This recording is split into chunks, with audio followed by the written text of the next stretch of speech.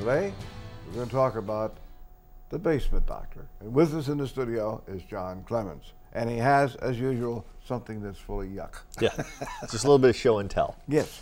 But I thought I'd try to bring the house to the studio today. Well, This is a piece of wood that we recently took out from underneath somebody's house.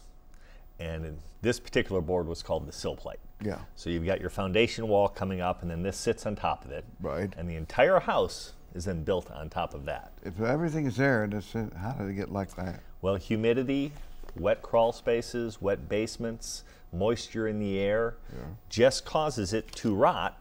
I guess. And turn to gunk. I mean, this is literally holding up a house, and I can break the wood. That's not So good. your floor joists, your main beam. Yeah. You've been in houses before. I'm sure people have it where they're walking along and they feel a squeak or a bounce to the floor. Yeah, they do. Well, this is actually what's holding it up.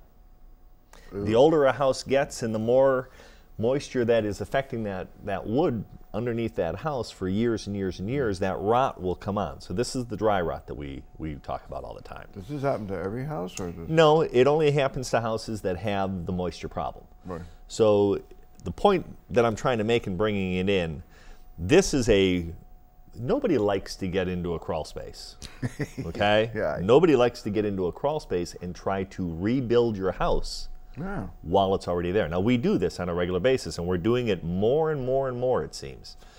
And it can be prevented if we get to the house before the problem gets to this point. But in other words, get to new construction. Well, not even necessarily new construction. Say your house is 20 years old and you've got that smelly, gunky thing in the crawl space. This is where it's going to end up if you don't treat it ahead of time. So by encapsulating the crawl space, by doing things to solve the moisture problems in the air and the ground, prevents that from coming on. And this is not an inexpensive process to go through. But it is fixable. If you have the problem, we can address it at all different levels. But it's smarter to get there first rather than later. So yeah, in other words, so it doesn't get to be real expensive. Yeah. Okay. And you really don't want your house sitting on this, do you? No, no, no. So I wouldn't want anything sitting on that. Give us a call. It's a free inspection. Okay, thank you, John. Once again, you get good advice from John Clemens in the Basement Doctor.